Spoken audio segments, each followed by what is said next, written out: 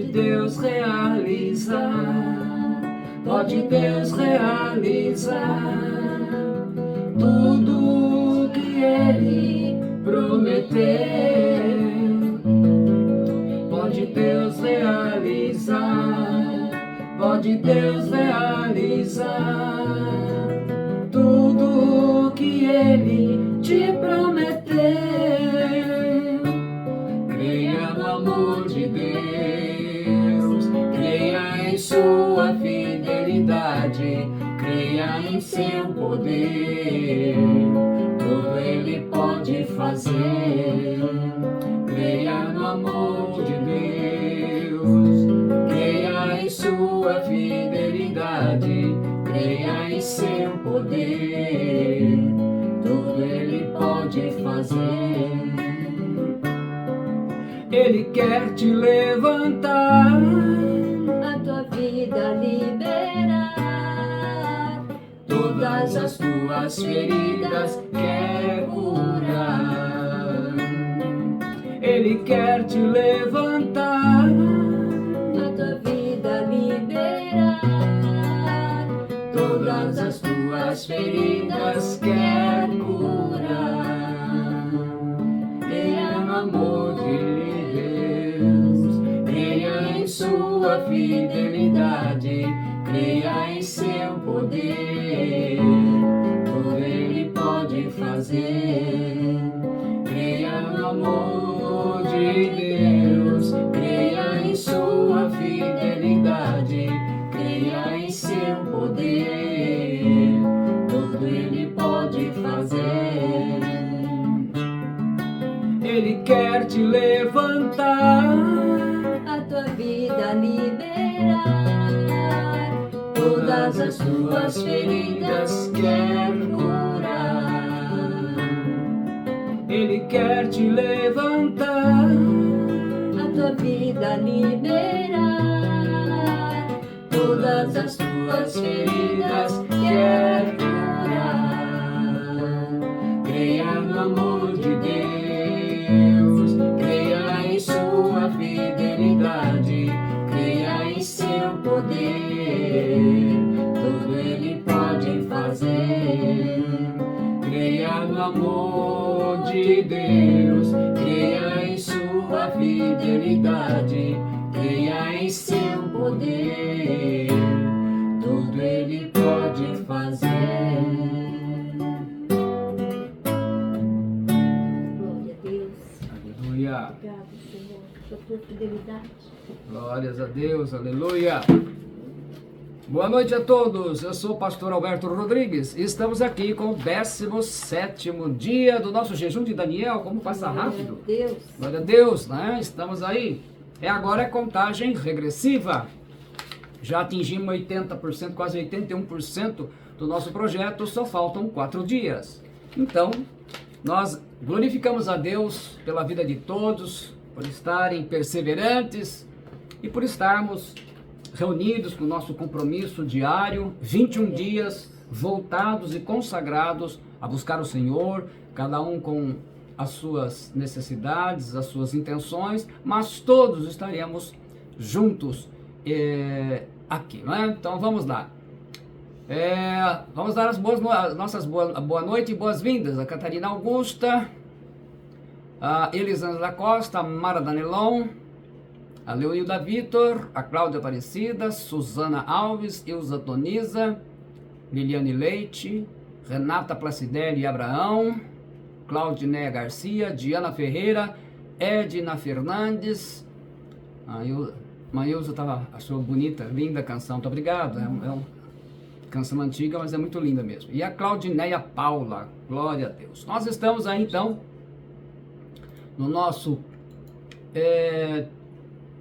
tempo como 17º dia. Ainda temos 4 dias, em cada dia também Deus ainda tem umas palavras muito importantes para nós, porque, como eu digo sempre, é um período de consagração, mas um jejum desta magnitude é um jejum também de treinamento. Um treinamento que faz a diferença toda na nossa vida, especialmente daqui para frente. Em cada lugar nós temos, graças a Deus, nós temos aí irmãos de diversos estados, temos até de Portugal, diversas cidades do estado de São Paulo, aqui de Agudos, Bauru, mas o que a gente vê é que Deus aproveita esse momento para trabalhar nas nossas vidas, né? E é isso que nós queremos. Hoje nós vamos falar de um tema também importante. Eu acredito que mensagem grande mesmo, só de decretos. As demais são mensagens mais curtas, mas todas elas com profundidade e nos levando a compreender, né? Agradeço aí também, Leonildo achou o hino lindo. Esse é um hino antigo, a gente ensaiou em cima da hora, porque eu também gosto muito desse hino, e a mensagem dele tem a ver com o tema de hoje. A fé, né? Pode Deus realizar, aí precisa de fé. E falando em fé, o tema desta noite está no Evangelho de Mateus, capítulo 17, de versículos 14 a 21. Por que Jesus disse fé como um grão de mostarda? Por que será que Jesus falou isso? E esse é o tema da noite.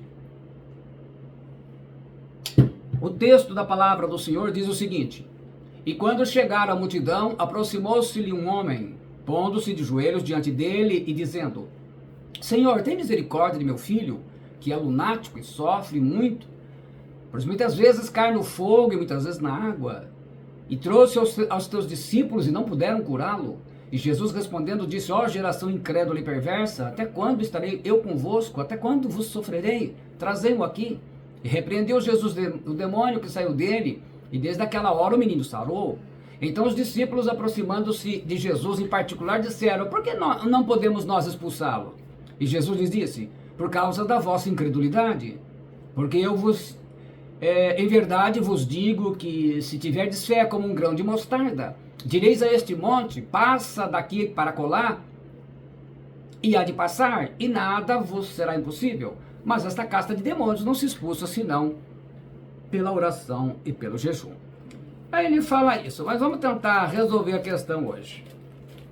Aqui, vou tentar colocar bem próximo da câmera. Você está vendo, vê se você consegue ver. O brilho do plástico. O brilho do plástico está atrapalhando, né? Vamos tentar tirar. Na mão vai ser difícil parar no dedo isso aqui, porque ele é muito pequenininho. Ele é muito pequenininho. Eu vou tentar primeiro mostrar nesse aqui que tem vários, olha. Você consegue visualizar? São vários, tá vendo? Você consegue visualizar? Mostrando também na câmera do celular, onde está sendo gravado. Então assim, se você olhar aí, tem vários, então. Um desse aí que Jesus disse. Um desse aí. Do tamanho de um grão desse é necessário. Então, a fé não é necessariamente muito grande. Não é necessariamente uma fé grande que ele estava falando.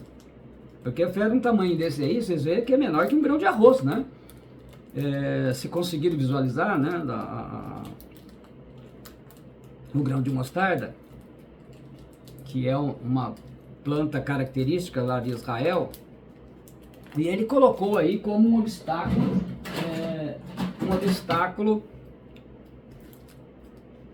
dos seus discípulos que não conseguiram expulsar o demônio. Eles não haviam conseguido. Eles não conseguiram. Vamos ver se agora fica melhor.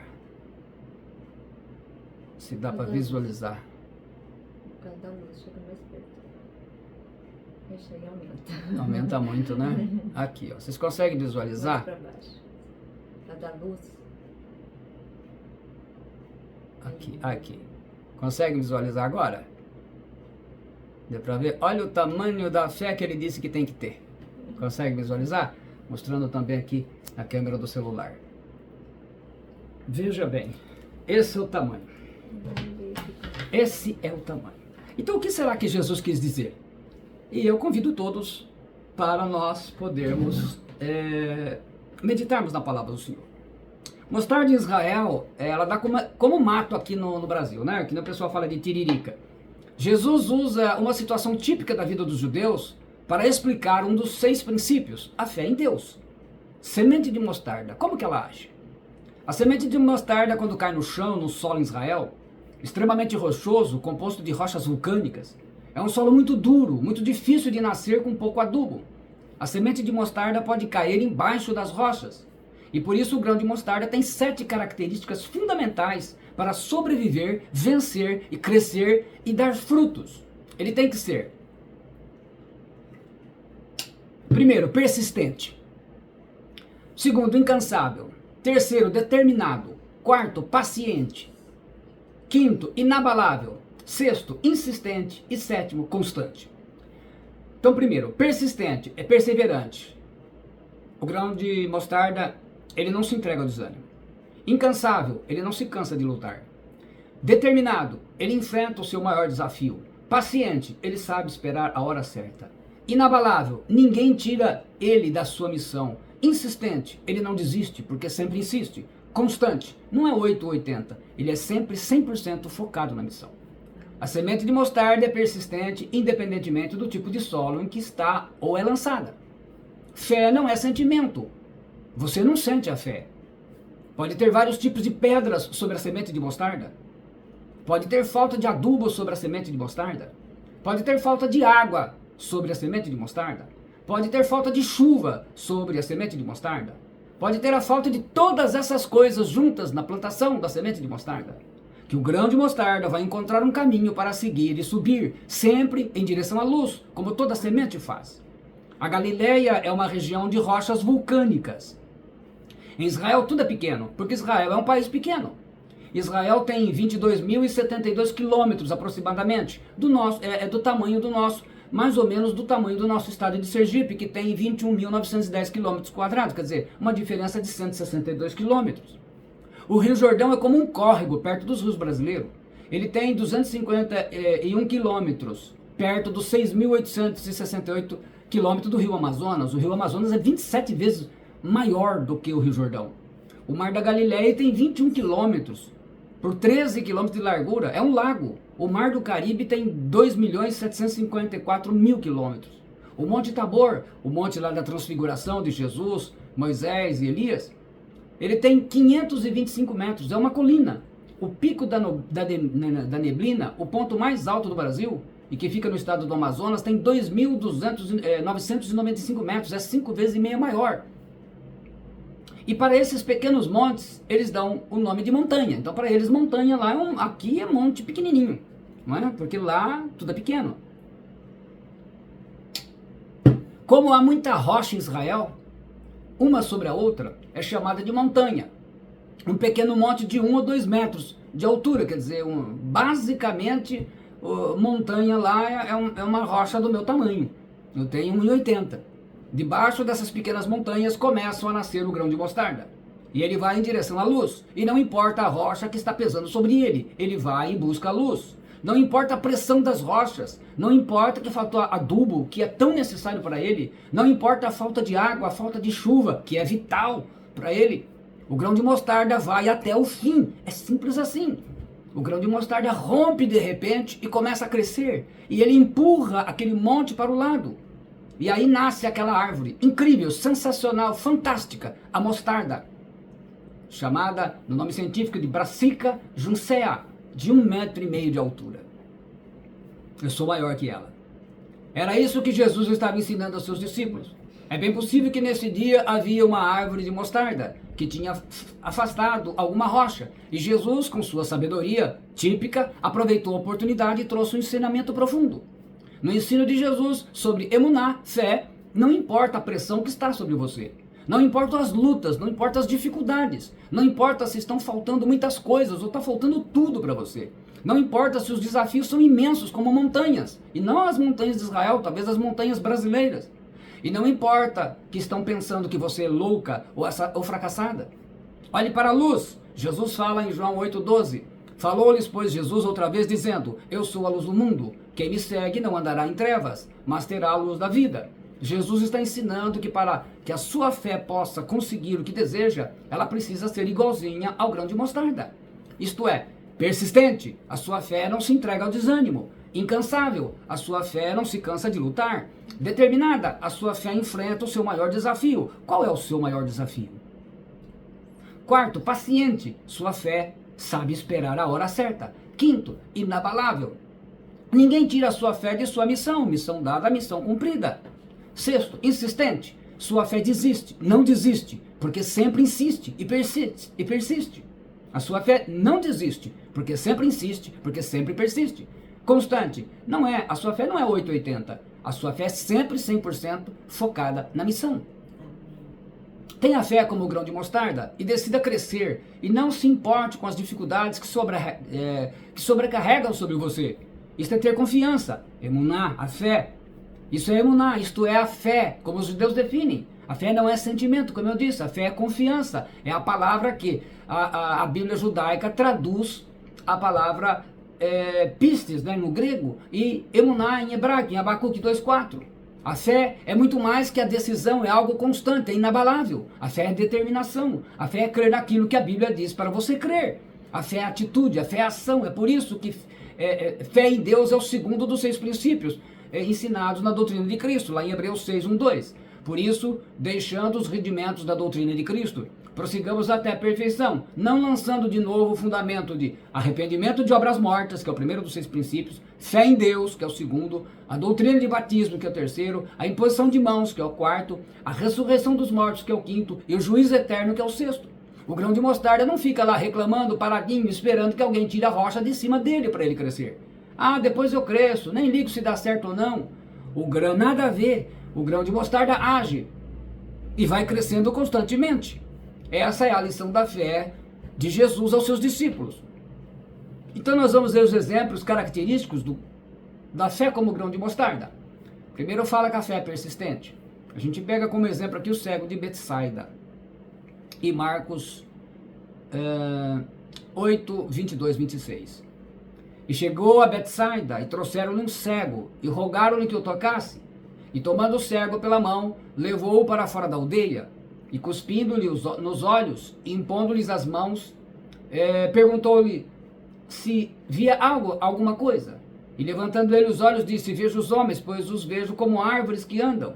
Depois disso, tornou a pôr-lhe as mãos sobre os olhos, e o fez olhar para cima, e ele ficou restaurado, e viu todos claramente, e mandou para sua casa, dizendo: nem entres na aldeia, nem o digas a ninguém na aldeia. A fé não se entrega ao desânimo quando tenta e fracassa na primeira vez. Quando ele fala no versículo 24, e levantando ele os olhos, disse: vejo os homens, pois o vejo como árvores que andam. Quer dizer, ele ainda não estava curado. Fé tem que ser persistente. Se não deu na primeira vez, vai para a segunda vez, e assim a gente vai até vencer. O segundo, a fé é incansável. Aqui é a fé do centurião, que é narrada em Mateus capítulo 8, versículos 5-10, o 13. E entrando Jesus em Cafarnaum, chegou junto dele um centurião, rogando-lhe, e dizendo: Senhor, o meu criado jaz em casa, paralítico, e violentamente atormentado. E Jesus lhe disse: eu irei e lhe darei saúde. E o centurião respondendo disse: Senhor, não sou digno de que entres debaixo do meu telhado, mas dize somente uma palavra, e o meu criado há de sarar. Pois também eu sou homem sob autoridade, e tenho soldado as minhas ordens, e digo a este: vai, e ele vai, e a outro: vem, e ele vem, e ao meu criado: faz isto, e ele o faz. E maravilhou-se Jesus ouvindo isto, e disse aos que o seguiam: é verdade, eu vos digo que nem mesmo em Israel encontrei tanta fé. Então disse Jesus ao centurião: vai, e como creste, te seja feito. E naquela mesma hora o seu criado sarou. A fé não se cansa de lutar, de continuar, de batalhar. Por ser incansável, Jesus jamais viu alguém com mais fé do que este militar romano, numa região cheia de religiosos e sacerdotes e levitas da religião judaica. Quer dizer, eles não tinham essa fé. Essa fé é um absurdo para quem vive só da razão. Fé não é sentimento, fé é atitude. Você resolveu confiar em Jesus Cristo. A terceira característica da fé é que é a fé determinada. E aqui a gente vê a mulher com hemorragia, né? Com aquela menstruação contínua, conforme Lucas 8, 43, 48. Grande multidão o seguia comprimindo. Aconteceu que certa mulher que havia 12 anos vinha sofrendo de uma hemorragia. E muito padecera a mão de vários médicos, tendo despendido tudo quanto possuía, sem contudo nada aproveitar. Antes, pelo contrário, indo a pior, que é pior ainda, né? Tendo ouvido a fama de Jesus, vindo por trás dele, por entre a multidão, tocou-lhe a veste. Porque dizia: se eu apenas lhe tocar as vestes, ficarei curada. E logo se lhe estancou a hemorragia, e sentiu do corpo estar curada do seu flagelo. Jesus, reconhecendo imediatamente que dele saíra poder, virando-se no meio da multidão, perguntou: quem me tocou nas vestes? Responderam-lhe seus discípulos: vês que a multidão te aperta e dizes: quem me tocou? Ele, porém, olhava ao redor para ver quem fizera isto. Então a mulher, atemorizada e tremendo, cônscia do que nela se operara, veio, prostrou-se diante dele e declarou-lhe toda a verdade. E ele lhe disse: filha, a tua fé te salvou. Vai-te em paz e fica livre do teu mal. A fé enfrenta o seu maior desafio. O que curou a mulher não foi ela ter tocado nas vestes de Jesus, mas foi a sua fé. A mulher em 12 anos gastou todo o dinheiro que tinha. E os médicos fracassaram em tentar curar sua menstruação diária, sem nunca dar descanso. A mulher estava desenganada pela medicina da época. Se a gente acha isso difícil nos nossos dias, imagina naquela época. A mulher estava fraca e anêmica, mas ela tinha fé. Esta mulher, que a tradução chama de Verônica, não ficava falando do dinheiro que gastou com os médicos até ficar pobre. Esta mulher também não ficava falando sobre os 12 anos que estava sofrendo com sua menstruação, que nunca parava, e de tudo que ela destruiu em sua vida. Se era casada, o marido a tinha deixado. Como hebreia, ela era sempre impura, então ela não podia entrar na sinagoga e participar dos cultos. Na sociedade, como impura, ela era evitada por todos. Vocês imaginam que situação? O seu foco foi em como seria curada. Como não poderia falar com Jesus em público por causa de ser considerada impura e aí comprometer o Senhor, ela decidiu, tendo ouvido a fama de Jesus vindo por detrás dele, por entre a multidão, tocou-lhe a veste, porque dizia: se eu apenas lhe tocar a veste, ficarei curada. Mateus, um dos 12 apóstolos, ele registra assim, Mateus 9, 21, porque dizia consigo mesma: se eu apenas lhe tocar a veste, ficarei curada. E com tanta fé assim, Jesus curou a mulher de forma diferente. E logo se lhe estancou a hemorragia, e sentiu no corpo estar curada do seu flagelo. Jesus, reconhecendo imediatamente que dele saíra poder, virando-se no meio da multidão, perguntou: quem me tocou as vestes? É interessante que ela não esperou. Ela sabia que, por causa de ser considerada impura, ela não poderia se aproximar dele como as pessoas se aproximavam e pediam oração. Então o que ela faz? Ela decide ir pelas costas. Ela falou: só vou tocar, só de eu tocar na veste dele eu serei curada. É interessante. Jesus perguntou, não porque não sabia quem era, naturalmente, pois quem em grego está no feminino, mas para mostrar à sociedade e aos religiosos que esta mulher, chamada Verônica ou não, estava curada e poderia voltar a ter uma vida social normal. Ele, porém, versículo 32, olhava ao redor para ver quem fizera isto. Jesus dá a oportunidade para a mulher se identificar. Não é como se ele tivesse assim, olhasse assim para ela: quem me tocou? Entendeu? Então, no versículo 33, então a mulher, atemorizada e tremendo, cônscia do que nela se operara, veio, prostrou-se diante dele e declarou-lhe toda a verdade. E ela, enfim, mesmo com medo das pessoas que tanto a condenavam e fugiam dela por viver impura, se identifica. E nesse momento Jesus cura a sua alma. Ele diz para ela assim, e ele lhe disse: filha. Provavelmente nem seu pai a queria mais. E ela estava sozinha no mundo. Mas Jesus agora a chama de filha, acolhendo-a como uma filha de Deus. Que maravilha. Curou a hemorragia, curou a alma, salvou. Jesus fez a obra completa. Foi muito mais do que ela própria sonhou nesta vida. No versículo 21, Mateus 9, 21, porque dizia consigo mesma: se eu apenas lhe tocar a veste, ficarei curada. Vestes aqui em grego é imation, que se refere à borda ou franjão do manto.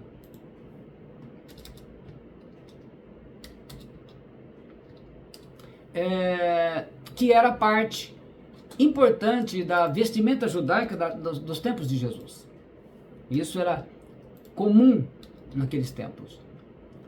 De acordo com Levítico 15, 19 e 30 e Números 15, 37 e 41, os judeus deviam usar franjões ou bordas nas suas vestes como um lembrete das leis e mandamentos de Deus.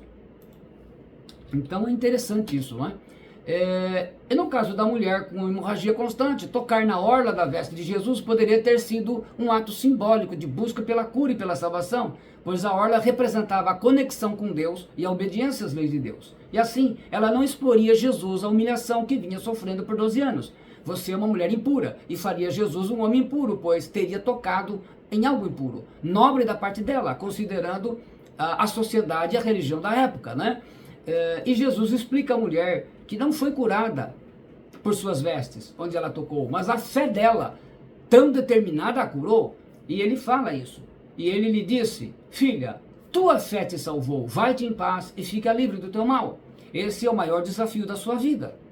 É você continuar servindo a Jesus com vida, em obediência, em santidade todo dia. Você faz a sua oração e não tem respostas, e nós falamos sobre isso ontem. Ontem falamos sobre quando Deus fica em silêncio. Você continua a orar e parece que não tem ninguém do outro lado, só silêncio. Até o texto da palavra de Deus parece que não quer falar nada ao seu coração e na sua mente, mas você obedece a Deus e só vem bomba sobre você. Notícias ruins, gente te prejudicando. Você não vê nada, não sente nada. Você não experimenta nada e tudo está dando errado. Mas você continua no discipulado, na palavra, na ceia, no culto, nas orações, nos jejuns, como esse jejum de Daniel. Este é o seu grande desafio de fé, continuar sendo discípulo de Jesus, vivendo em obediência a Cristo e em santidade todo dia, como se Jesus fosse arrebatar a igreja amanhã de madrugada. E mesmo assim você continua confiando no Senhor. Não se entrega ao desânimo, apostasia, heresia e qualquer coisa desse tipo. E aí chegará a sua hora, o seu momento. O quarto, a fé é paciente. O paralítico no tanque de Betesda. E está escrito assim, no Evangelho de João, capítulo 5, dos versículos 2 ao 10. Ora, em Jerusalém há próximo à porta das ovelhas um tanque, chamado em hebreu Betesda, o qual tem 5 alpendres. Nestes jazia grande multidão de enfermos, cegos, mancos e ressecados, esperando o movimento da água. Porquanto um anjo descia em certo tempo ao tanque e agitava a água, e o primeiro que ali descia depois do movimento da água sarava de qualquer enfermidade que tivesse. E estava ali um homem que havia 38 anos se achava enfermo. Bom, esse aqui então, 38 anos. E Jesus, vendo este deitado, e sabendo que estava nesse estado havia muito tempo, disse-lhe: queres ficar são? O enfermo respondeu-lhe: Senhor, não tenho homem algum que quando a água é agitada me ponha no tanque, mas enquanto eu vou, desce outro antes de mim. Jesus disse-lhe: levanta-te, toma o teu leite e anda. Logo, aquele homem ficou são e tomou o seu leite e andava, e aquele dia era sábado.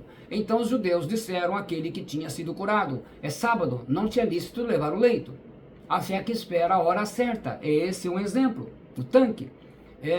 A palavra columbeitra, em grego, né, que traduzida como tanque aqui, era uma piscina em formato de um pentágono, né? Pentágono é como uma pipa, só que embaixo é quadrado. É uma piscina para banho. Jerusalém é uma cidade localizada em uma região montanhosa e não há rios que a atravessam. Por isso a cidade é abastecida por várias fontes de água, e ela tinha um sistema de abastecimento de água bem desenvolvido nos tempos de Jesus, que incluía cisternas, poços e aquedutos. Portanto, todos os batismos registrados em Atos dos Apóstolos foram em piscinas. Mateus 3,13, Jesus foi da Galileia até o Rio Jordão, fronteira com a Jordânia hoje. Para se batizar, Jesus viajou cerca de 100 a 120 quilômetros. Portanto, somente Jesus Cristo foi batizado num rio na Bíblia. A fé que se espera o tempo de Deus. A fé que sabe esperar com paciência a sua vez. 38 anos sofrendo enfermo, paralítico. A sua fé o levava ali todo ano, numa São Silvestre da fé. Ele esperou um anjo e veio o Criador dos anjos. Então, a sua espera, ela vai ser recompensada na fé, na confiança no Senhor. O quinto, a fé é inabalável, o paralítico de Cafarnaum. E aí nós vamos ler Lucas capítulo 5, versículos 18 a 26. E eis que uns homens transportaram numa cama um homem que estava paralítico e procuravam fazê-lo entrar e pô-lo diante dele. E não achando por onde o pudessem levar, por causa da multidão, subiram ao telhado e por entre as telhas o baixaram com a cama até o meio, diante de Jesus. E vendo ele a fé deles, disse-lhe: homem, os teus pecados te são perdoados. E os escribas e os fariseus começaram a razoar, dizendo: quem é este que diz blasfêmias? Quem pode perdoar pecados senão Deus? Jesus, porém, conhecendo os seus pensamentos, respondeu e disse-lhes: que arrazoais em vossos corações? Qual é mais fácil dizer: os teus pecados te são perdoados, ou dizer: levanta-te e anda? Ora, para que saibas que o Filho do Homem tem sobre a terra poder de perdoar pecados, disse ao paralítico: a ti te digo, levanta-te, toma a tua cama e vai para a tua casa. E levantando-se logo diante deles, e tomando a cama, em que estava deitado, foi para a sua casa, glorificando a Deus. E todos ficaram maravilhados e glorificavam a Deus. E ficaram cheios de temor, dizendo, hoje vimos prodígios. É a fé que ninguém tira da sua missão. É a fé que não foca nas dificuldades da vida. Porque é interessante, no versículo 19, e não achando por onde o pudessem levar, por causa da multidão, subiram ao telhado, por entre as telhas, o baixaram com a cama até o meio diante de Jesus, quer dizer, interromperam a pregação, o sermão. É uma fé que não vive dando desculpas. Imagina que eles não conseguiram, não tinha jeito de tanta gente, não conseguiram entrar pela porta.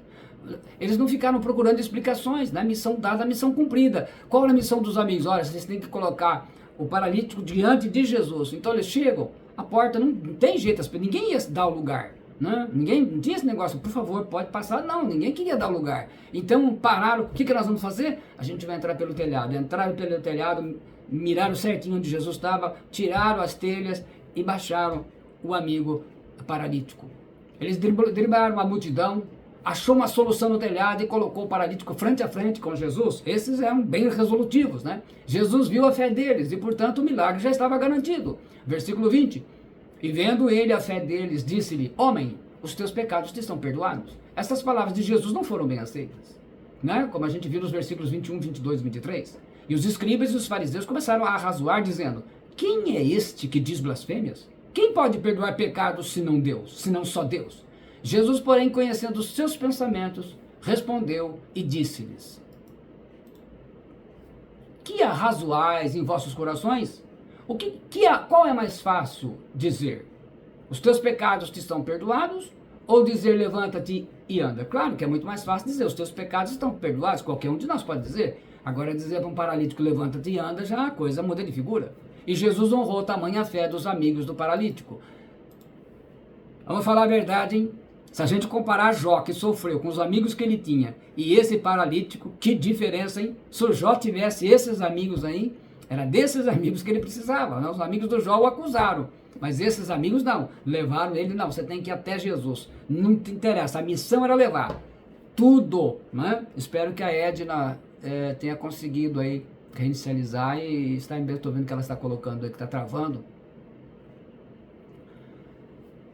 Muito bem, o sexto, a fé é insistente, aí nós vamos ver aquela mãe, a mulher cananeia, narrada pelo apóstolo Mateus, capítulo 15, versículos 22 e 28. E eis que uma mulher cananeia, que saíra daquelas cercanias, clamou dizendo, Senhor, filho de Davi, tem misericórdia de mim, que minha filha está miseravelmente endemoniada. Mas ele não lhe respondeu palavra. E os seus discípulos, chegando ao pé dele, rogaram-lhe, dizendo, despede-a, que vem gritando atrás de nós. Vocês viram que situação, né? E ele respondendo disse, eu não fui enviado senão as ovelhas perdidas da casa de Israel. Então chegou ela e adorou, dizendo, Senhor, socorre-me.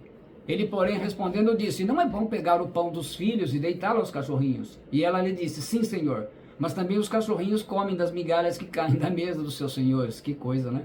Então respondeu Jesus e disse-lhe, ó mulher, grande é a tua fé.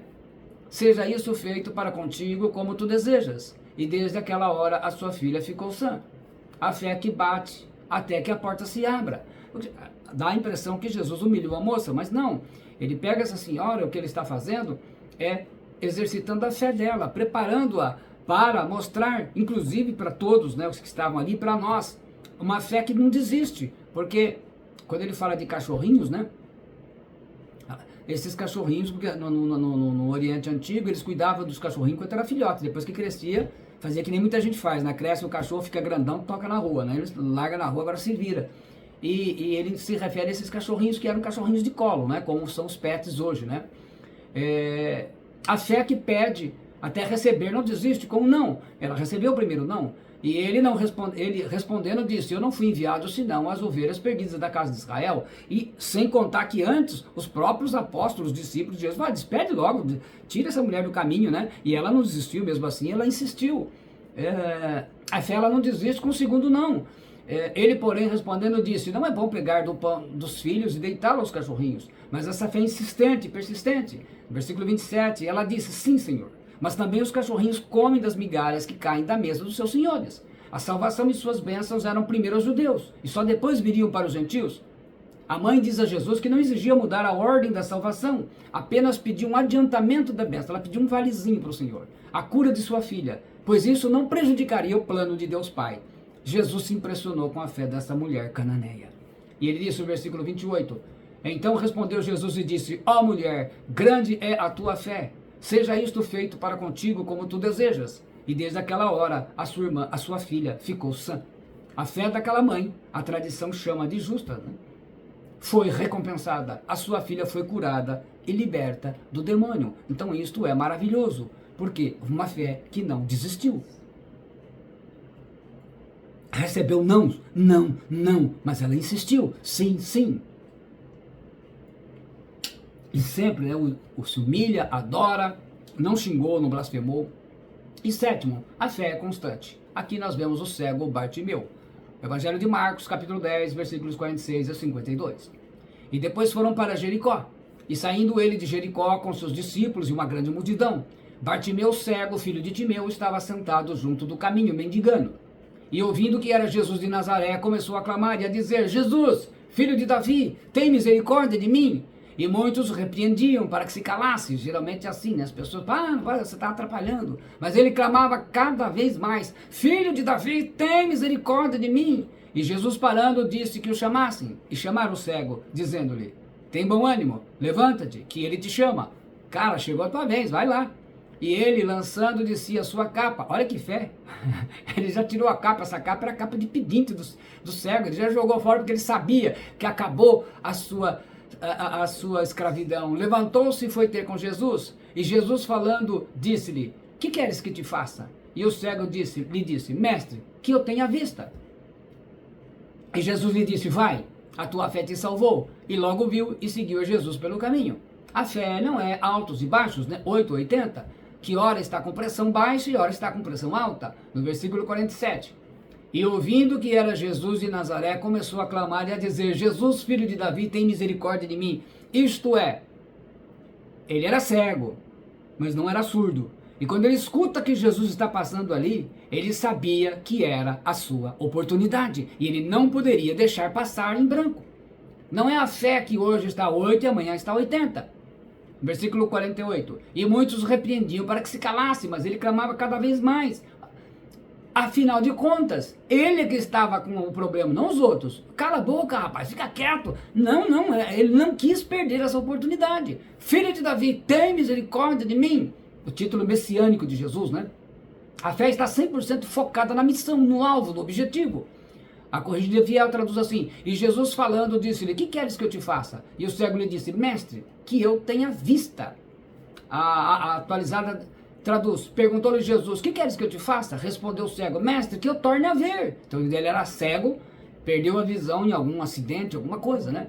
A fé, como um grão de mostarda, é um lindo ensinamento de Jesus, como tem que ser a fé viva dos seus discípulos. Bartimeu usava a cegueira para ganhar esmola sem trabalhar. Ele não quis saber de Bolsa Família na época, não. Versículo 52. E Jesus lhe disse, vai, a tua fé te salvou. E logo viu e seguiu a Jesus pelo caminho.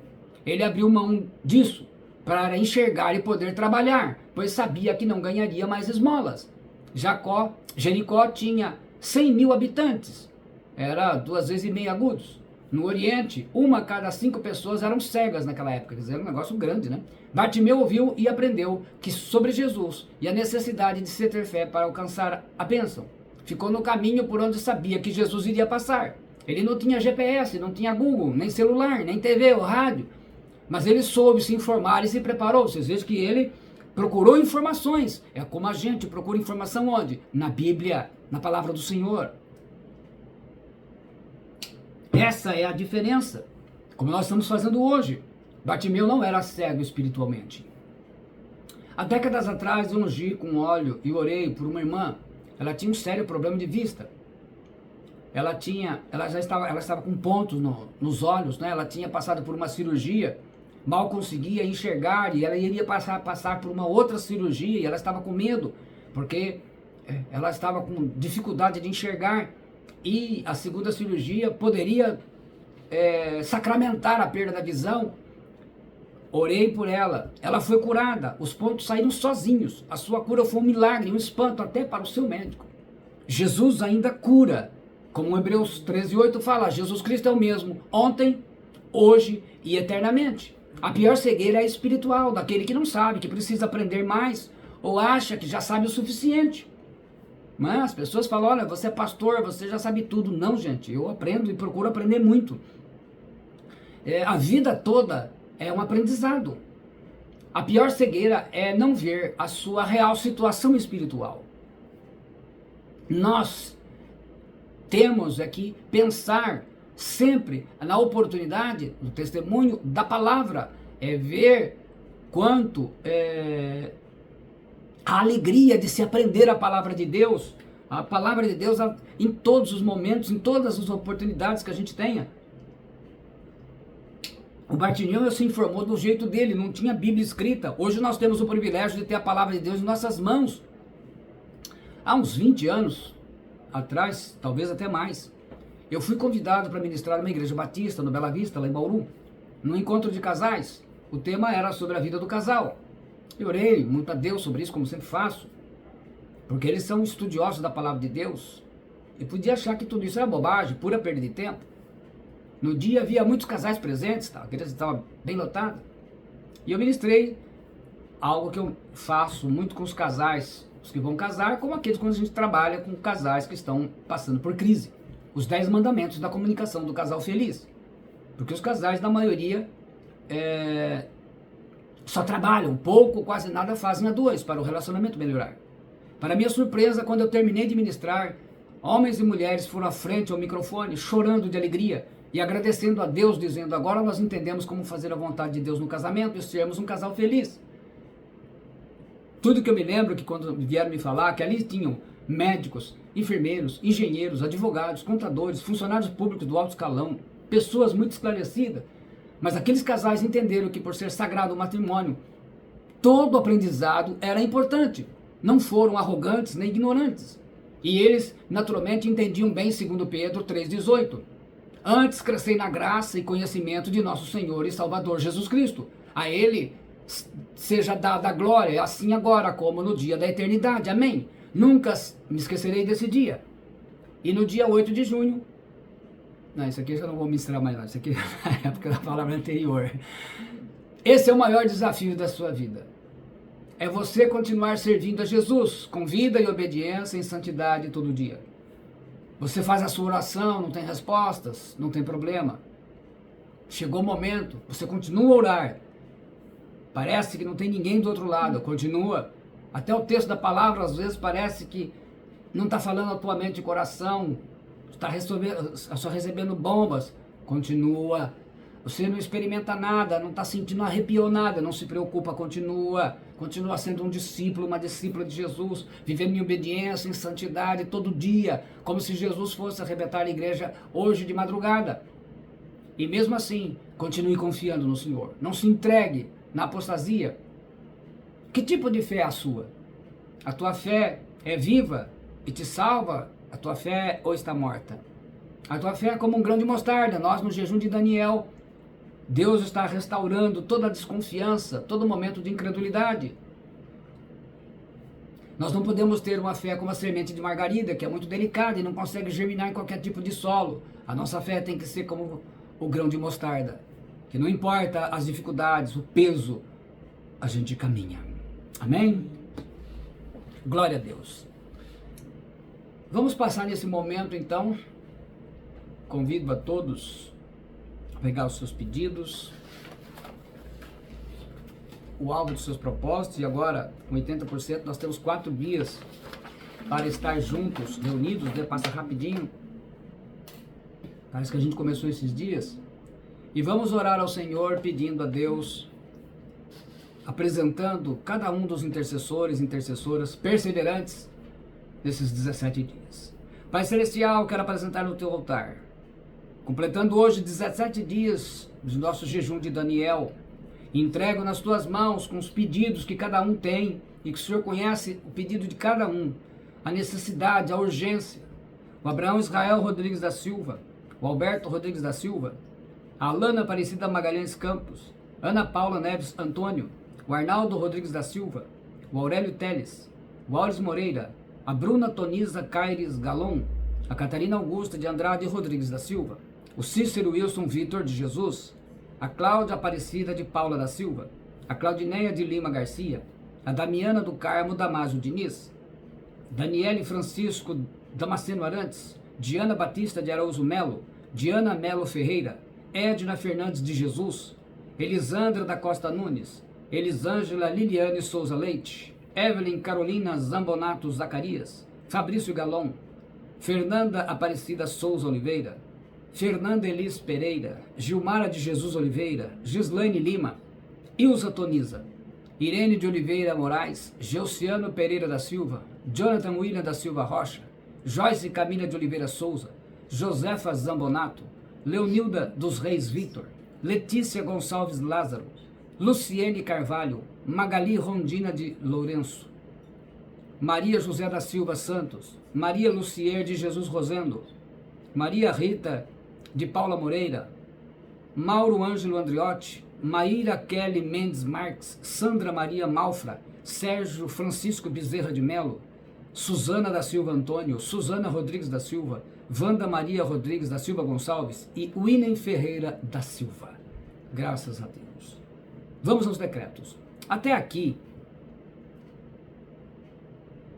vocês estão ouvindo e fazendo decretos comigo. Mas, se Deus assim nos permitir, na sua graça e na sua misericórdia, no dia 27, nós estaremos falando sobre decretos, como são, que são, enfim.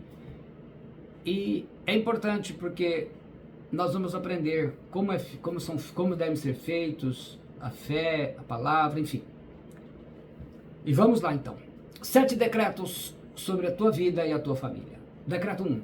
Que a tua casa seja uma morada do Deus Altíssimo e do bom Senhor Jesus Cristo. E por isso ela seja um lugar de paz, harmonia, alegria, amor e bênção.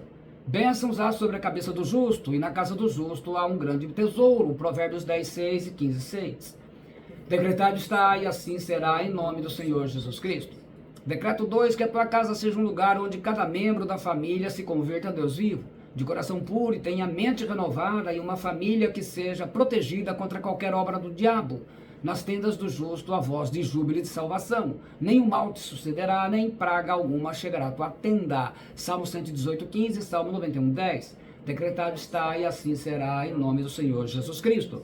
Decreto 3. Que a tua casa seja um lugar onde todos tenham fome de conhecer a palavra de Deus, e haja salvação para os familiares que ainda são descrentes. Salmo 119, 41. Venham também sobre mim as tuas misericórdias, ó Senhor, e a tua salvação segundo a tua palavra. Decretado está, e assim será, em nome do Senhor Jesus Cristo. Decreto 4. Que você colha na tua casa todo o esforço do teu trabalho, das tuas orações, das tuas lágrimas e dos teus jejuns, como o jejum de Daniel, com abundância de saúde e prosperidade para o sustento e bem-estar de tua família. A bênção do Senhor enriquece, e com ela ele não traz desgosto. Provérbio 10, 22. Decretado está, e assim será, em nome do Senhor Jesus Cristo. Decreto 5. Que você tenha prosperidade e saúde, que haja libertação em sua casa de todo tipo de mal, opressão e vícios, assim como será próspera a tua alma com saúde.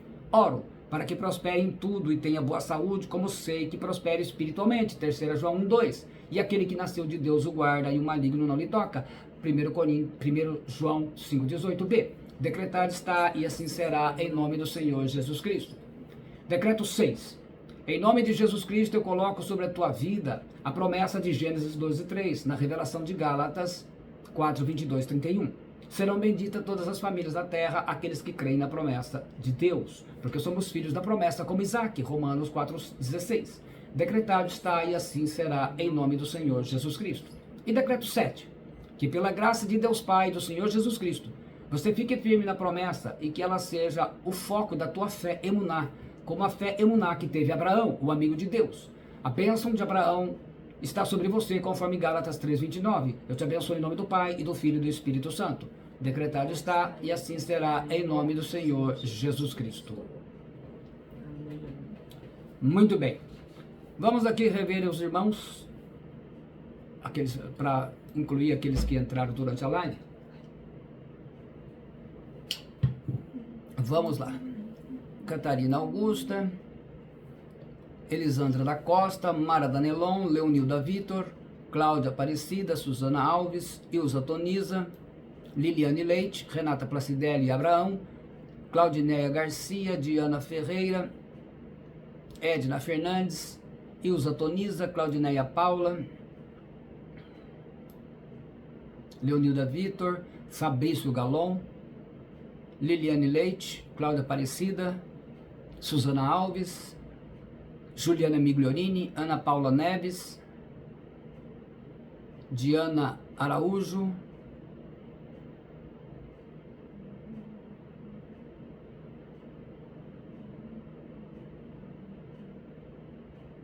amém. De fato aí, né, os comentários. Se queremos ver milagres, tem que ter fé profunda, pois uma fé rasa não move o sobrenatural. E a fé rasa, irmã Ilza, é uma fé morta, né? Uma fé que não vai para lugar nenhum. Cláudia Aparecida, amém. Deus abençoe a todos. Antes de eu dar a bênção final, eu vou deixar também a pastora colocar uma palavra aí para todos os irmãos e as irmãs. Amém.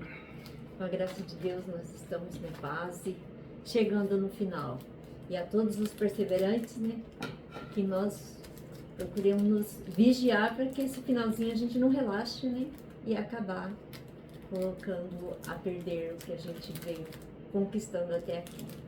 Mas que tenhamos a fé, a iluminar, para que possamos perseverar ainda nesse finalzinho do jejum, e com a fé na palavra, tudo que tem sido ministrada, que nós possamos tomar posse de tudo que Deus tem nos revelado em cada palavra, em nome do Senhor Jesus Cristo. Amém. Então, vamos para a nossa bênção final. E agora nós estamos na contagem regressiva, né? A graça do Senhor Jesus Cristo e o amor de Deus e a comunhão do Espírito Santo seja com todos vós. O Senhor te abençoe e te guarde. O Senhor faça resplandecer o seu rosto sobre ti e tenha misericórdia de ti. O Senhor sobre ti levante o seu rosto e te dê a paz. Glória a Deus. Muito obrigado por estar conosco. E mais um dia, né? O 17º dia. Agora a contagem regressiva, faltam 4 dias, amanhã no 18º.